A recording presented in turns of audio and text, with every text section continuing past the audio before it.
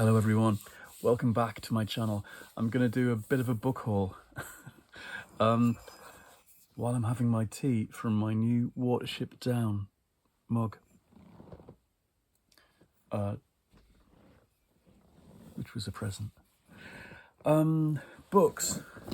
I've got a pile of books that I was given as gifts by different people, and I've got a pile of books, a small pile, from shopping we did yesterday when we went out in the afternoon to various places around Bramall in the south of Manchester. Okay, so this is my pile of gifted books. Sharp Objects by Gillian Flynn. I've only read one Gillian Flynn, and that was Gone Girl, which is on the shelf there, which I thought was fantastic, a really great thriller. I remember the day I read it, and it's a while ago now. And I did read it all in one day, I think, and I couldn't put it down. And I was cooking dinner and reading, and I was eating and reading, and I was racing to get to the end because I knew the film was on Netflix, and I thought we'd watch it that evening after dinner. And I had to get the book finished first.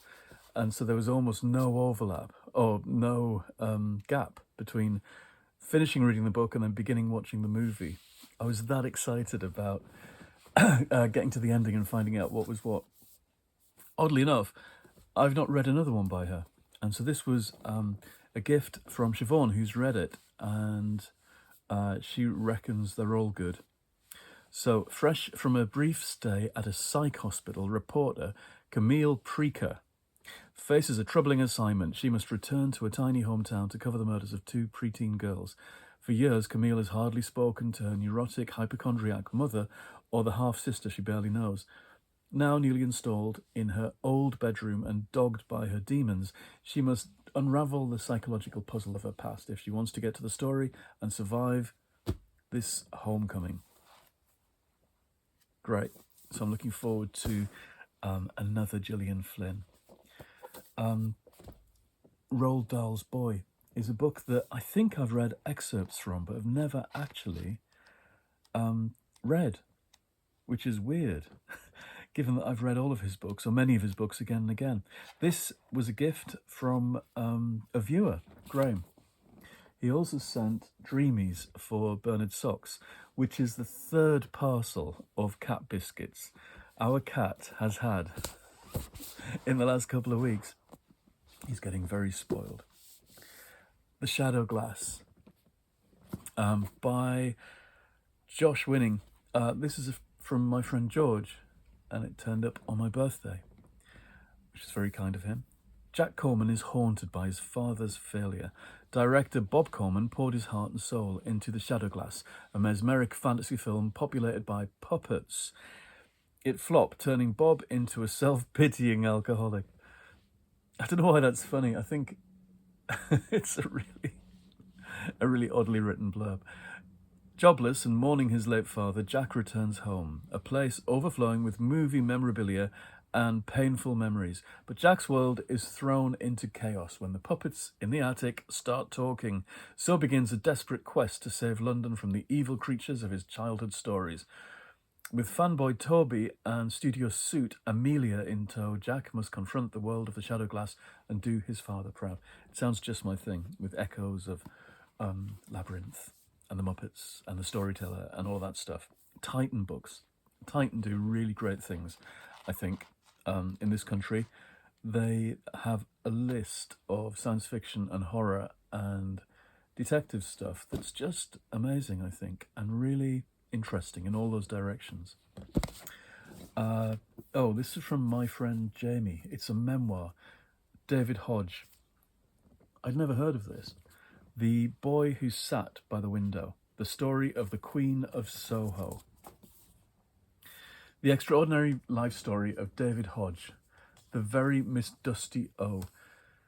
The gripping true story of a skinny, bullied, ginger-haired kid from Walsall who transformed into the Queen of Soho and ruled London's drag scene in its most dazzling era through 2 decades in clubland and the horror of the HIV and AIDS pandemic.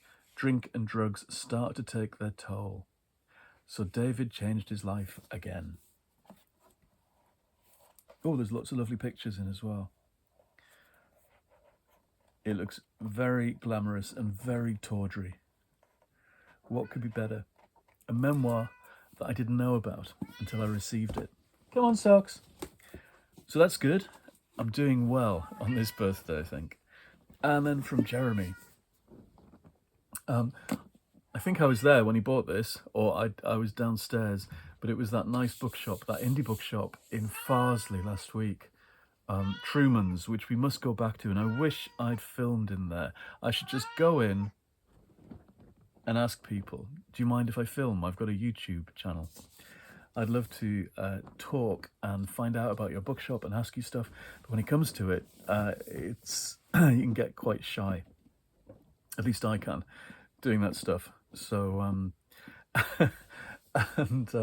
you kind of think, oh, I hope they're going to be friendly. I should have done it yesterday as well when we went to Simply Books in Bramall, where the new owners are very friendly.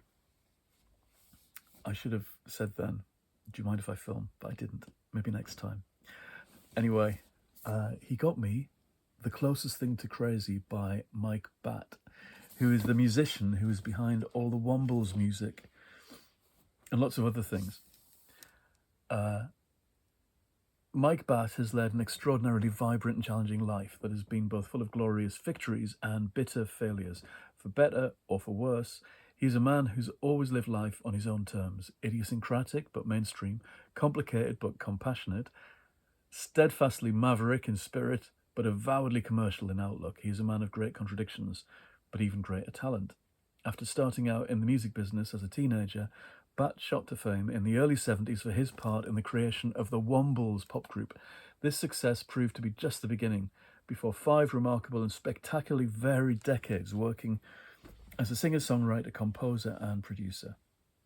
Featuring cameos from some of the biggest stars in the business, from Paul McCartney to Prince, The Closest Thing to Crazy takes readers not only on the rocky and classical journey of Mike Batt's life, but also on a tour around the inside of his mind. I think, because I've talked about rock biographies a lot this year in different ways, it's interesting to sometimes read about the characters who weren't the most famous ones, but rather the ones who were there the whole time, appearing in different guises, getting to know everybody. The people slightly on the sidelines, or inside the Womble costume. I read a bit, I dipped into it, and there's a really horrible bit about doing personal appearances in the 70s in a really hot New York summer, and wearing the same Orinoco Womble outfit every day, and it never getting it dry cleaned, and how the interior of the hairy Womble costume was filmed with this kind of putrid jelly of sweat. And that stuck in my head just from dipping into this book the other day. So if he writes the whole thing as vividly as that, it's going to be good.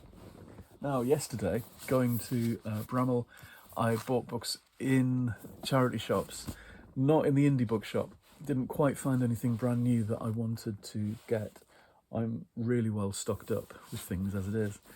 I found a copy for £1, if you can believe it, of the first How to Train Your Dragon book, which I really like. And I love the way her pencil drawings, her scratchy drawings, interact with the text. This is the 20th anniversary edition that came out last year, I believe, in hardback again. Quite a find, really, for £1. That's ridiculous. And what's even better is that it's signed. It's a signed copy. So somebody's lost out, and I've gained, can't even find it, a nice signed edition of this. I have got a bunch of these waiting. Not the rest of this, not the whole series, but I've got a bunch of them. I like the way she writes. Okay, and Anthony Horowitz's first Sherlock Holmes book in hardback.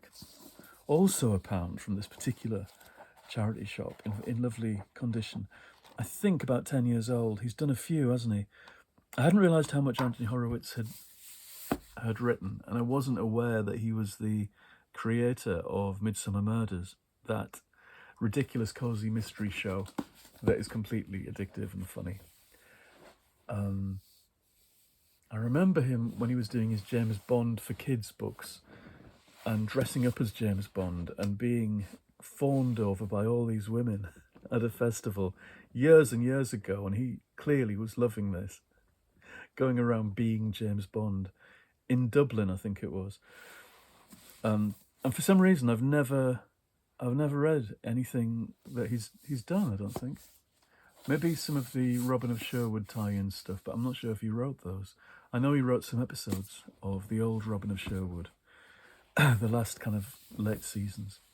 Anyway, about time I read him. I've got a Sherlock Christmassy book to read on my pile by James Lovegrove.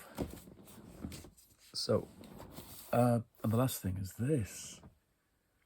The lady in the bookshop went, "Ooh, that's a book." It's got jewels in the middle. In the cover, Egyptology, and it's this fantastic facsimile book about a doomed mission to Egypt. It's one of those ones that's kind of interactive with all the postcards and photos opening out and letters tucked away and pop-up things and maps. I think I've bought this. I thought, well, I don't know. Jeremy says that he thinks I've bought it for my sister before, but I can't remember. It must have been a while ago. Again, I think it's about 20 years old. Maybe when she was younger I did buy this for her. It's really informative. That's what strikes me now. I hope it tells a good story as well. I'm showing you and I'm not lifting it up. It's the kind of thing I would have loved as a kid, I think, but I don't think we had anything quite like this. It just seems really lovingly produced, really clever.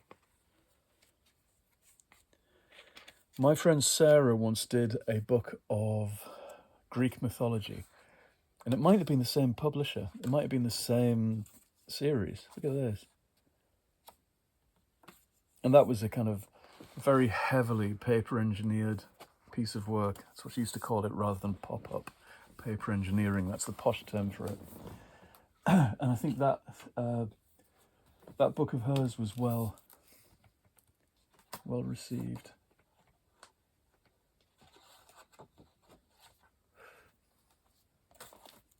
I watched a documentary last year, and it was about the apparent curse of Tutankhamun and the various mummies that had been open. Look, there's a little Christmas card in the middle. And it's one of those books where it's a facsimile of a bundle of papers. And I love that idea, a bundle of papers. Because that's how all my papers are. They're all bundled up. And the idea of making a book that does that somehow is really interesting. And this documentary, it was about how the curse, it turns out, wasn't a supernatural thing at all, but it was real. People did open the tomb and everybody around them dropped dead eventually. And this happened. And it turns out that microbes kept in the wrappings of the mummies for 3 centuries would go dormant for all that time, and on being put in contact with the air again when the lid's lifted, these things shoot straight up people's hooters and infect them and give them terrible germs, and then they die. And I think the way they found this out was to do with shifting the tomb of a pope in a German cathedral, and they opened his 500-year-old casket, and people immediately woofed up his germs, and it was the Black Death or whatever, and off they went. It's fascinating, isn't it? These things can survive airlessly all that time. I love this. There's just little things packaged away. It really appeals to my sense of mucking about with bits of paper. One day I will show you all my packets and parcels and bundles of my own postcards and my own letters and notes and drawings and things, but there's an awful lot, too many of them, boxes and boxes of them. But it's just like this. But I think this is a very generously made, look, even travel tags from the journey. It's a generously made book, I think. Very expensive to do, I would have thought. Because it's not just making them, it's putting them all by hand into the right places. Because you can't do this in a mechanical way, I shouldn't think. Anyway, terrific book, I think. I don't know who's responsible for it. I'll have to look for the name.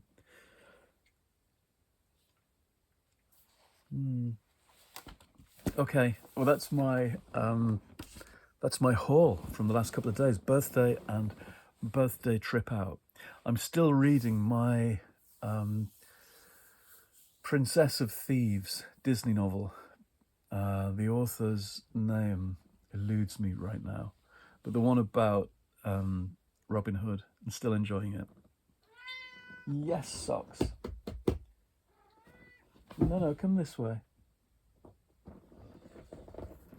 And I'm on day 24 of 30 on the particular book that I'm writing right now. So the end is in sight, weirdly, already, which suits me fine because I could do with a little break and a little bit of easy reading time. Couldn't we all? I hope you're all well and enjoying everything. And I will see you again very soon. Goodbye. You want to jump up? Nope, he's cleaning.